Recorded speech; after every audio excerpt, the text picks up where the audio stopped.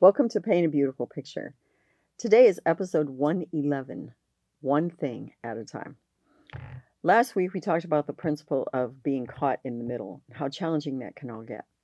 That's why today we're going to talk about one thing at a time. You know, we women, we're kind of known for multitasking. Not every woman is equally good at it. My former husband used to come home and I'd have spaghetti sauce and spaghetti noodles and a casserole in the oven and a pie crust on the edge of the counter to put homemade chocolate pudding into for a chocolate silk pie. And I'd be talking on the phone. And he used to tell people, you know, when Violet's making a meal, she could have 9 or 10 things going. If she could hold a spoon with her foot, I bet she'd be doing that too. Oh, and of course, there's a load of wash in the washer and a load of clothes in the dryer too. My point being, we women, we have so much to do. We kind of have to do a billion things at once, or we really would never get everything done. And if you work, you know how truthful that is. But let me tell you something. In reality, in general, you only get to do one thing at a time. If you're at work and you're working on a project and someone interrupts you and says, you need to take care of this right now, and you've got to get up, you can't be doing this and do that too. Can't do it. You have to leave this and go do that. And when you get done with that, hopefully you get your head wrapped around coming back and putting your energy into this. And that is a skill every human being takes time to learn, but it is an invaluable skill that you need. And you need to be able to teach it to your children. So, one thing at a time. Here's what that means. You get up in the morning and you're taking your shower.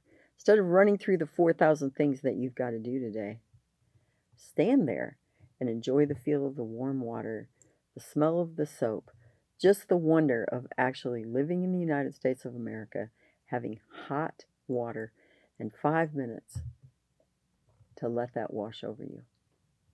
Wow, it does a lot better for your day, mentally and physically, to enjoy the shower than to run through those 5,000 things and you're still tense and your body never really gets to relax and your head's already running a million miles an hour. Be where you are, enjoy the shower, one thing at a time. When you get out and you're drying off and you're putting lotion on, you're shaving your face, you're putting on your makeup, you're whatever, enjoy those couple of minutes in taking care of your own self. Okay? One thing at a time. When you're making breakfast and you're mixing up the eggs and you're asking the kids, be sure your backpacks are right next to the door. And I'm not sure I like that shirt with those pants. Why don't you go take a look in the mirror and tell me again, do you like it? If you do, great. I think it might look better with your red shirt with the white collar. You're going to be doing a couple more things, but don't be all the way at work already. Just enjoy those couple minutes making breakfast. Sit down. You know I believe in this, and I do, and I can't even tell you how strongly. Sit down and eat with the kids for 5 minutes. You may not get through the entire breakfast meal with them because of other demands of the morning, but sit with them for 5 minutes. Establish the tone of the day. That's your one thing at that minute. Make sure everybody gets into the car safely. They all need to get where they are. Don't have your mind preoccupied with all these other things. Pay attention to the road. Have a conversation with your kids in the car. Get them there. Get to work. Now you're at work. Don't worry about the basketball game after school. Don't worry about your daughter's dance recital next Saturday. Don't do it. You know, the part of the reason we never get things done effectively and we don't enjoy them is we're all over the place, some other place, any other place, and we're not here now. We're not concentrating our energy now. One thing at a time. Now you're at work. Enjoy that first cup of coffee at your desk. Enjoy going through your emails. Think about the day, the plan of the day, the meetings that you have, the things that you have to handle.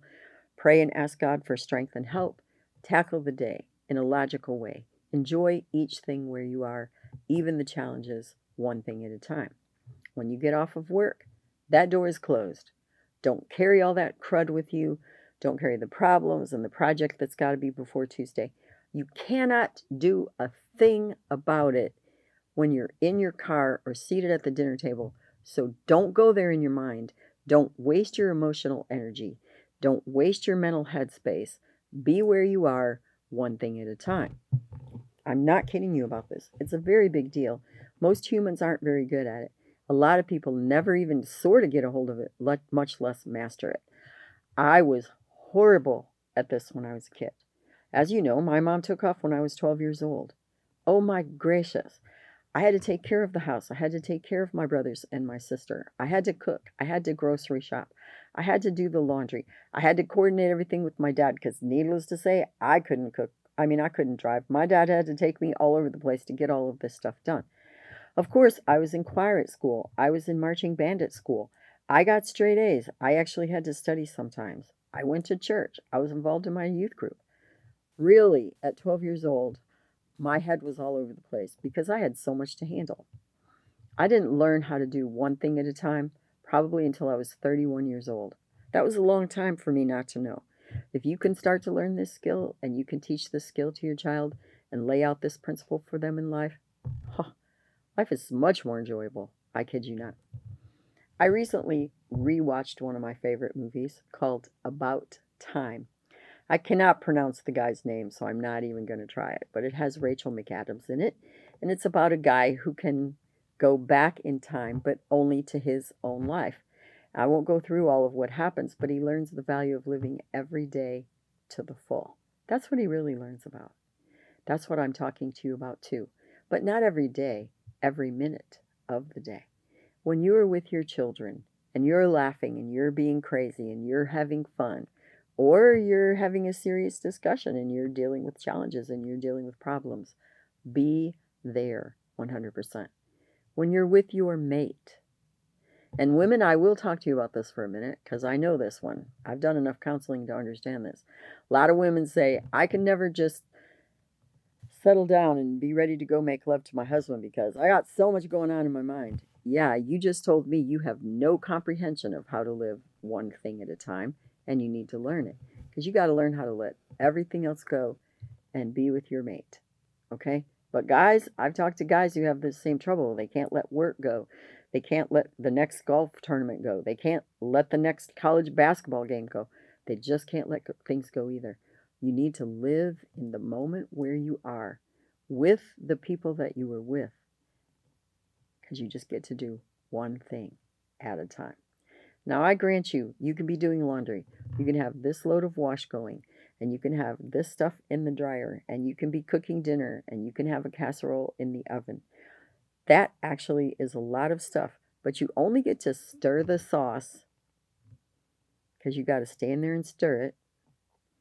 And if you're really good, you might be able to stir this pot of sauce and this batch of noodles, because I can definitely do that. But still, you have two little hands. There's only a limited amount that you can do in any given space of time. So do that well, enjoy it, spend that time with the people that you're with, one thing at a time. Okay?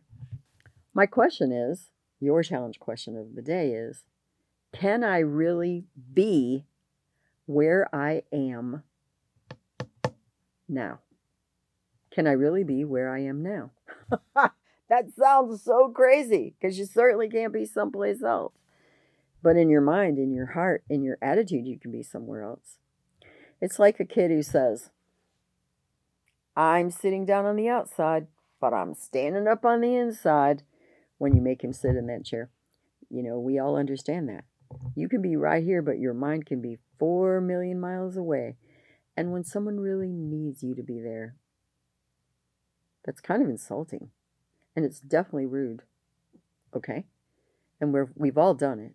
Every single one of us. So we really need to be where we are now and do the thing that is in front of us. So take the worst thing you hate. I don't like cleaning out the toilet. Frankly, I don't really love cleaning out the fridge. So we'll talk about that. I have to find elements in there that I do like so I can be in the now and it's okay. So when I clean the fridge, I think about how great that smells and how nice it's going to be inside the fridge when all the junk that doesn't really need to be in there anymore is gone and everything is neat and organized.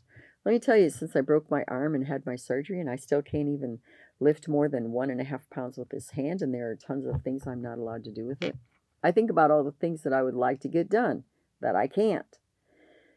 But when you're strong and healthy and you have time, even enjoy the simple things. I actually love to vacuum. I like that repetitive back and forth motion, and I do love having a clean house, and so There's something about vacuuming that's really relaxing to me.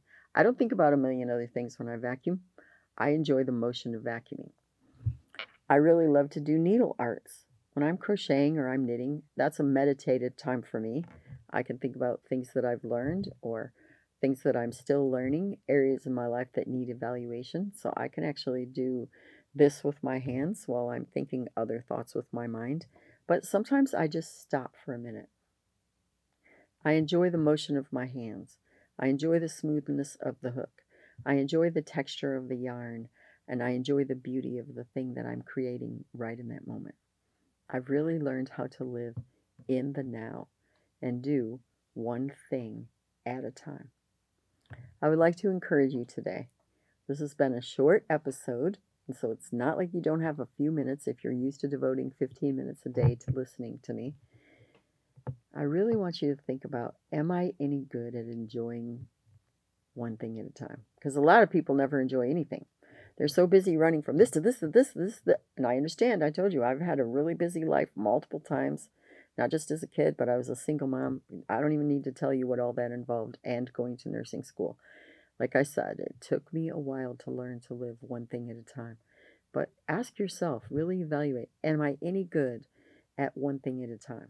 Can I really enjoy the simplest things like washing the dishes, the warm water, and the feeling of the suds, and seeing the stuff come off the plate and the shininess of the plate after I rinse it off and put it into the rack? Am I any good at one thing at a time?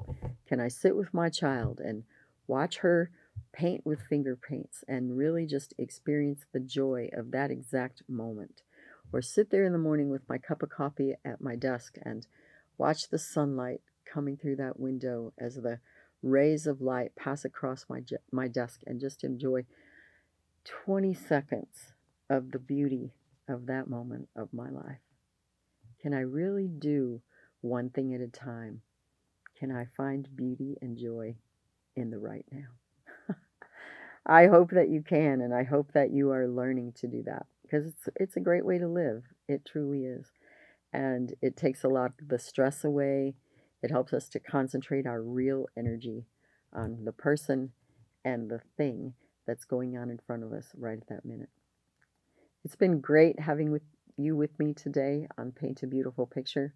Please join me on YouTube, Rumble, or Spreaker if you just want to listen on a podcast. I'd be pleased if you'd leave me a thumbs up if you like this episode. Be free to leave me a comment or a question. I will look forward to seeing you soon on Paint a Beautiful Picture. You may find additional information on our paintabeautifulpicture.com website. Additionally, you may watch me on Rumble, and you may also listen to a podcast on Buzzsprout or Spreaker, all under the name Paint a Beautiful Picture.